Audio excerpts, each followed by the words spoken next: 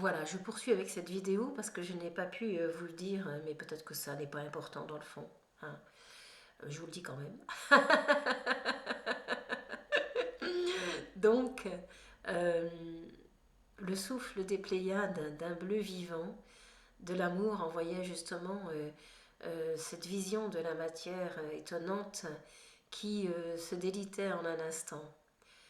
C'est-à-dire la pure lumière qu'elle est était montrée et les barrières qui n'ont pas à résister tomberont d'elles-mêmes car elles sont construites sur un pan d'illusion, même si on peut dire que le monde extérieur est cela, c'est celui qui nous est présenté, en tout cas, juste celui dont on a besoin maintenant, qui nous permet de grandir, de nous ouvrir et de peut-être traverser ce que nous avons sûrement à traverser. Donc il ne faut pas non plus le minimiser, parce que le grand et le petit sont reliés.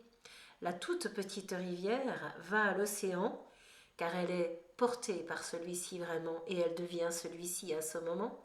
Elle ne fait plus qu'un à ce moment. C'est le petit et le grand qui sont invités à se réunifier. Les deux apparaissent séparés, mais lorsqu'ils sont réunis, ils deviennent l'unité du cœur vivant et sacré qui ne demande qu'à lui-même à se relier. Quelle rencontre fabuleuse et merveilleuse peut se produire et se manifester sans savoir ce qui peut se produire à ce moment-là, car la vie est une aventure de chaque instant dans le cœur de l'ouverture du vivant. Laissez être ce qui doit être pour chacun d'entre vous vraiment dans la douceur et la présence du vivant, car juste la vie vous amène à vous-même vraiment et à ce qui vous concerne vraiment.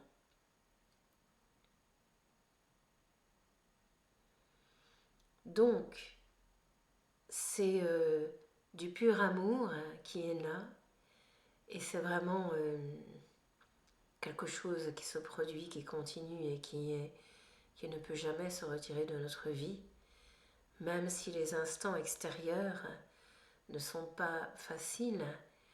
Pour moi, je le dis encore, on nous conduit jusque dans nos retranchements. Le passage est, on arrive de là et le passage est très étroit. C'est un canal de naissance, de puissance, de renaissance, et ensuite ça ouvre grand.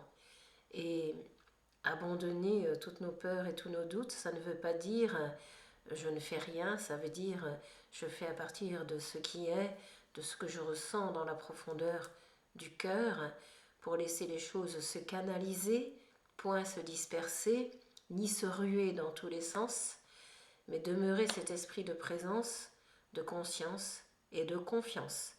Parce que la force qui pousse actuellement, c'est la force du vivant, et tout ce qui empêchera ou voudra empêcher cela s'arrêtera.